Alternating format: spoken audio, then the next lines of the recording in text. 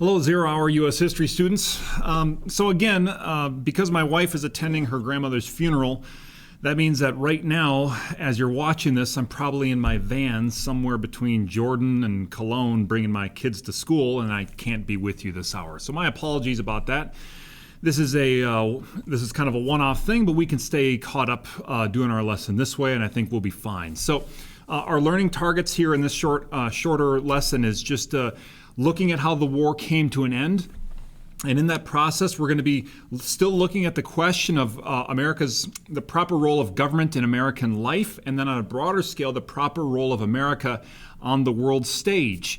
And I think the broader, something to be looking for here is to what extent are we comfortable with the new powers and roles that the government was taking on here in the United States, and to what extent are we comfortable with the way that this war ended up playing out. So let's jump in here.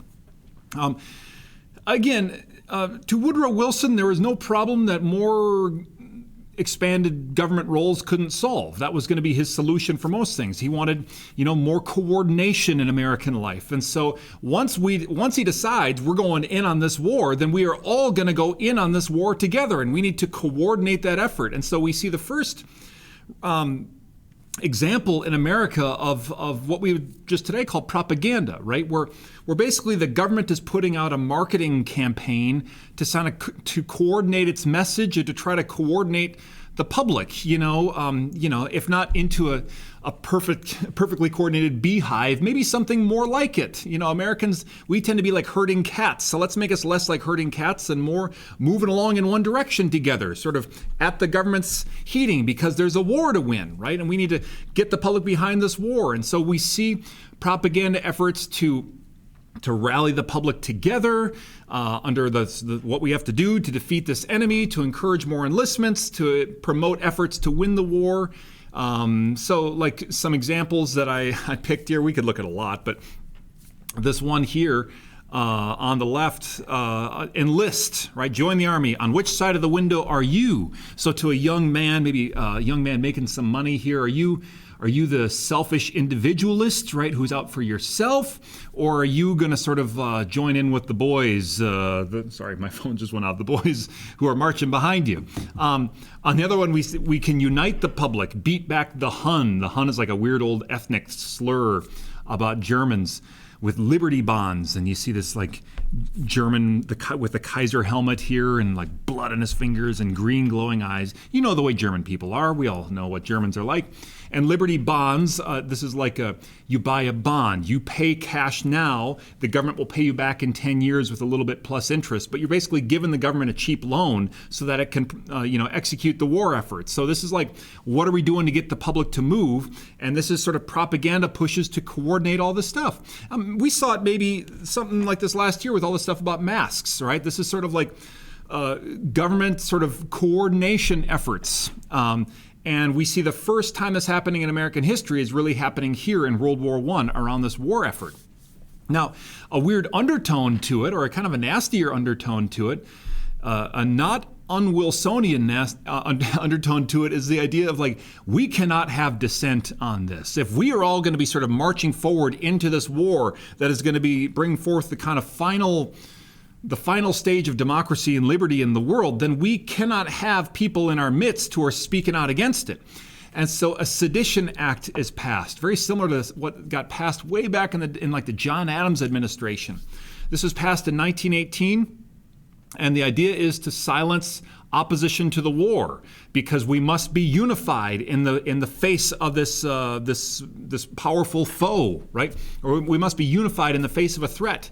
And this law, it says, makes it a crime to willfully utter, print, write, publish any disloyal, profane, scurrilous, or abusive language about the form of government of the United States, right? Do not go after our Constitution, and to a somewhat lesser extent, do not go after our president. And to go after our president means we will go after you and we will silence you. And this is like an ugly instinct that we have when there's like dissent or people pushing out against it. We have this like instinct to want to smother it and silence it, right? And you can probably see this alive in America today. I hope you can. And by the way, this thing of like smothering and silencing dissent, this can happen on the left, and it certainly does, the political left, and it also happens on the political right. It's a human nature thing that really pops up a lot. And this law, that again was only in effect for a couple of years until Republicans came back into power, 800 people were jailed, including the guy who sort of every presidential election, Eugene V. Debs, his name was a socialist. He would run for president every election. He had spoken out against the war, and he ends up getting thrown in jail. He would run for president from jail in 1920. And he got kind of a decent number of votes. It's kind of remarkable. So this Sedition Act was an ugly bit of business that really was all about this question of coordinating to win the war. What do you think of that, students? Like, what's your reaction to this, to Wilson's push for this? We did fight in the war, and it's kind of interesting. In a certain way, America's role in the war was somewhat small, right? Because again, the war was fought in 1914, 1915, 1916, 1917. We say we're going to join the war, and then it takes us about a year to mobilize. So in 1918, we're fighting the war, and then at the end, in November 1918, the war comes to an end. So, really, it's just under a year of real fighting the U.S. is involved in, and it's plain to say that, like, compared to like the primary combatants, Britain and France and Germany and the Ottoman Empire and these other places, we didn't participate nearly to that same degree. At the same time, the United States did play a significant role in the fighting. And the basic role we played was this. The two sides, the Allied powers and the Central powers, are in this sort of stalemate. They're just like landing haymakers on each other, but no one's able to gain a definitive upper hand. They're caught in this slog. And as that's taking place, Germany is sort of starting to weaken, right? It's starting to like use up a lot of its strength in this slog. And at that same time that Germany is starting to falter and weaken, the Americans are starting to show up, right? And for the Allies, it's a huge heartening piece. It's sort of like thousands more shoulders behind the plow to push and push and push and to kind of tip the stalemate in one definitive direction. And so, 50,000 Americans would die in that 1 year of fighting, and they fought bravely. And so they did play a significant role, albeit for sort of a short period of time. And the war ended there at the tail end of 1918, and it ended kind of strangely and abruptly, all right? So it was sort of like if like the Americans entering the war was a key turning point where now it's like, okay, the Allies really had a definitive upper hand, and like the moment that happened, Germany surrenders, right? It'd be almost like let's go back to the Civil War. If right after Vicksburg and Gettysburg, even though the army of Robert E. Lee was still there and still could wreak havoc, as we learned, if the Confederacy had almost like preemptively surrendered, and that's kind of what was going on here. Germany surrenders, even though the war really had not reached the German heartland, right? The Allies had not pushed them back in that far. Germans really hadn't experienced the worst of the war in many ways.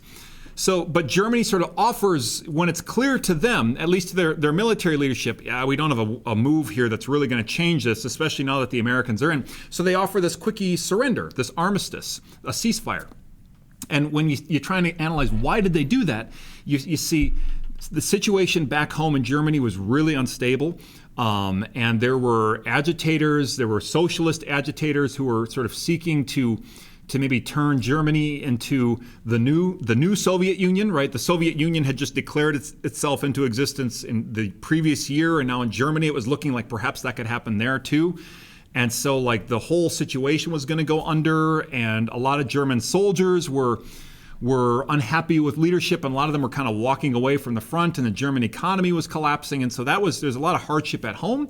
And also the Germans had gotten advance word of what Woodrow Wilson was going to be talking about in a potential peace conference, at a potential peace treaty.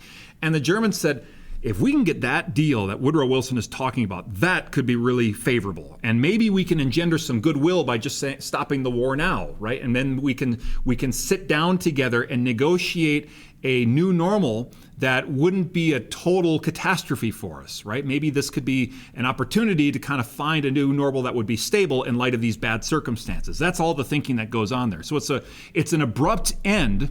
And now this war that started on I wrote as an accident, with this assassination in Austria-Hungary, is now about to end with a misstep. And that might be too mild a word, a catastrophic misstep here at the end. So Germany surrenders November 11th. Today we celebrate that as Veterans Day. There's a ceasefire signed. Woodrow Wilson said on that day, "America gains all she fought for." We'll see about that. It's a fair question. So what were we fighting for, right? Like to war to make the world safe for democracy, or the final victory for democracy? And we'll see if that was gained here in this case. By the way, shout out to Brainerd, Minnesota. Good job, Brainerd, making it into our course. So at the end of a war, you sign a peace treaty. Now, in most courses, or most wars in our class, that amounts to like one slide at the end where we kind of say, here were the terms of the peace treaty. But in this case, this Treaty of Versailles at the end of World War I is so misbegotten and kind of mishandled that we need to spend a bit of time in this one. This is worth our time and effort to explore, because if you want to understand what happened in the 20th century, what happened in the years that came after that, whether it ranges from the Great Depression to World War II to Islamic terrorism, you need to understand what happened here at the Treaty of Versailles and how this thing got fumbled. So let's keep going. Woodrow Wilson, again, progressive-minded, idealistic, someone who's kind of like, just I've got the solution right here. Just get out of my way and let's make this happen, right? That's sort of his mentality with this, right? With most things. Wilson arrives, or he announces, even before the war is over, he announces, I have a plan, and he calls them the 14 points, his 14-point plan. So like these are the 14 pieces that I would like to pursue as part of a peace for a new Europe at the conclusion of the war that would make sure that something like this wouldn't happen again. And guys, there's elements of this 14 points that are defensible. There's elements of this 14 points that are good. There's elements of this 14 points that are a problem, right? There's a little bit of everything here. And I'm not going to get into all of them. Mercifully, we don't need to get into all of them. You don't anyway. But I'm going to give you a couple here to just give you some sense of them, all right? So he says these 14 points, if we can get these onto paper, if we can make these the new normal in terms of how nations treat each other and how nations are kind of conceived after this war, then we will avoid wars, all such wars like this in the future. Again, we would make this, like his slogan was, we will make this the war to end all wars. So like we want total freedom of the seas, no more of these blockades where countries like us we're trying to stay neutral, we're trying to not become affiliated or tied to one side or the other, but we get pulled in because everyone's trying to kind of enforce their rules out in the open sea, right? So we should have internationally enforced freedom of the seas. We should have a reduction in arms across the board. All nations should reduce their weapons stockpile, should reduce their sizes of their military, because when we have this escalation, says Wilson, that sort of gives us itchy trigger fingers, right? Or it sort of causes us to sort of build up this weird sort of militaristic outlooks in life that sort of cause a lot of people, maybe a lot of people in the public, to get gung-ho about war and cause us to jump into something that might be a calamity. Like, I don't know, like this whole story we're in right now. He introduces this idea that makes perfect sense to him, and it might make perfect sense in a boardroom somewhere, or if you're just sort of if your only understanding of the world is through maps, but it's a hard one, man. It's called self-determination. It's a simple idea to explain. All people groups, all national groups, right? Be they, Germans or the Dutch or Chinese people or Albanians, should have a right to their own government. They should be able to govern and rule themselves without another people group ruling over them. Okay, that's a nice idea. It makes some sense, right? Just like, I'm sure when I say it to you, you don't say, what? Right? It makes some kind of intuitive sense. There are issues with it, though. First of all, national groups, people groups, don't sort of line themselves up neatly on maps, right? Or neatly geographically where you can like draw little lines around them. They're mixed up, right? People groups are mixed up, and they have been forever and ever, right? And so if you're like in Southeast Europe and you're trying to draw the line between, Albanians and Macedonians and Slovaks and Croats and Serbs, and it's like, where do you draw the line and how do you figure this out? And which people groups get a get a state or a nation to themselves and which ones don't, right? Like the Jews are like, oh yeah, we'll take one. It's like, well, it's complicated, right? Or a diplomat at the time said that phrase of self-determination is loaded with dynamite. Like because there's all kinds of people groups who are going to say, ooh, we want some. And are you really going to give it to everybody? Are you really going to apply this perfectly? Or who's the one who's going to be drawing this map exactly? Again, it's easy to kind of put in your plan, and it's just much different thing to actually try to enforce it. And then when some people get it and others don't, that's going to be the cause of a whole lot of grievance. Wilson proposes the big one, all right, the big one. And to Wilson, he's like, this is the big one. A League of Nations, right? An international mediating body, an international diplomatic body that is in place not necessarily to be like a world government, but that's in place to end disputes. When all this stuff went down with, Archduke Franz Ferdinand, and then Austria-Hungary's mad at Serbia, and Russia's getting involved, and Germany's watching in here, we did not have a way to a governing body to kind of mediate this. It was all just sort of haphazard and sort of being figured out on the down low or on the fly, and it was crazy. We couldn't prevent the worst from taking place. So if we have a League of Nations, we can prevent stuff like that from happening in the future. That will prevent future world wars. And he also says, and guys, I'm looking at you in particular, Britain and definitely France. All right, you just won against Germany. I know that, and I get that there's a bunch of history going on here. I haven't really been a student of world history in the past, Wilson would say, but I can sense that you really are happy that you beat Germany. But what we need right now is peace without victory, right? Like, we don't need to spike the football in Germany's face. We need to sort of put past our desire to humiliate or to crush some defeated power, and we need to kind of all instead move together in harmony and in pursuit of justice, right? Using these new principles and new ideas. And it's fair to say that other leaders, European leaders, look at Wilson and they're kind of like, all right, thank you for the sermon, or like, thank you. How long were you in the war again, right? How much did you guys suffer and pay for this war? Because we kind of suffered a lot, and then you came in at the end, and thanks for the help at the end, but like, you come in at the end and now you're kind of morally scolding us, How about you just sit down and we'll get to your ideas in due time? There's like a cold reception. There's lots of people in Europe who go, yes, that's fine. They kind of like Wilson's ideas in certain respects, and Germany certainly is like, yes, let's go with that, rather than the thing of like we get like our noses rubbed in the dirt, right? But the other Allied leaders are just sort of like, look, we'll get to your ideas, but at first we have our own things that we want, right?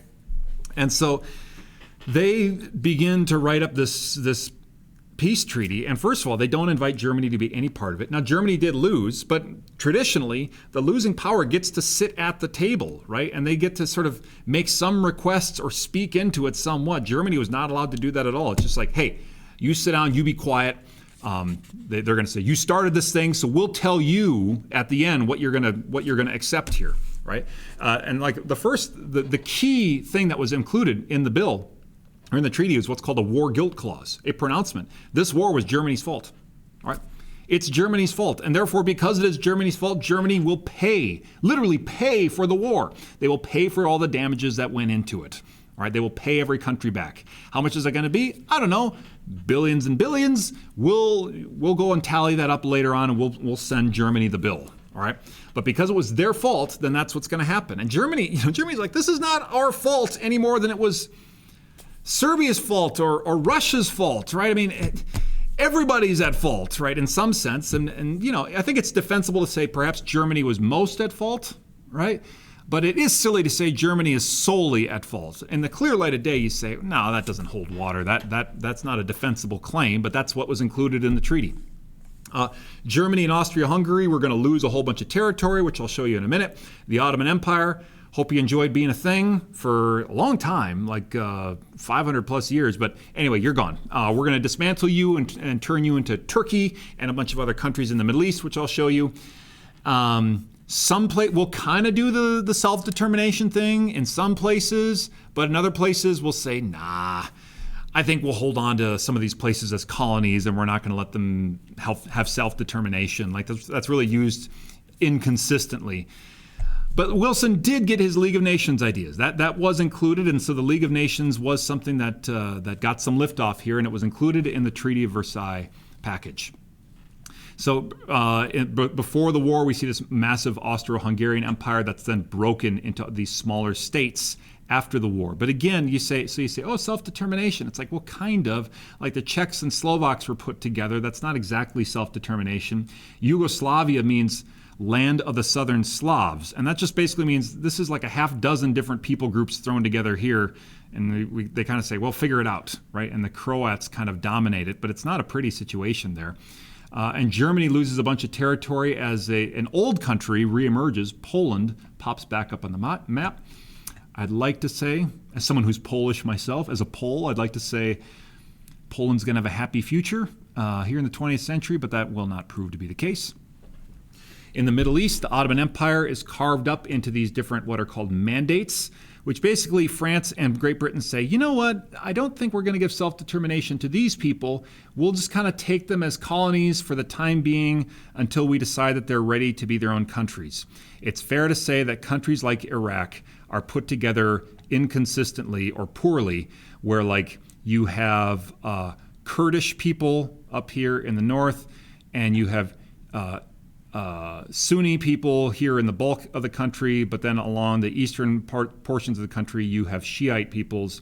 So putting Shiite Muslims and Sunni Muslims and Kurds, who are sometimes Muslims, sometimes Christian, all together in one country, that might sound like really stable and effective to you, but I assure you it's not. And Iraq's 20th century history will bear that fact out. And so when you step back and look at what happened here at the tail end of this war, there's just consensus. This thing failed. This thing actually created, rather than being, having World War I be the war that ended all wars, this just sets the table for a future worse conflict. And future worse conflict not only meaning World War II.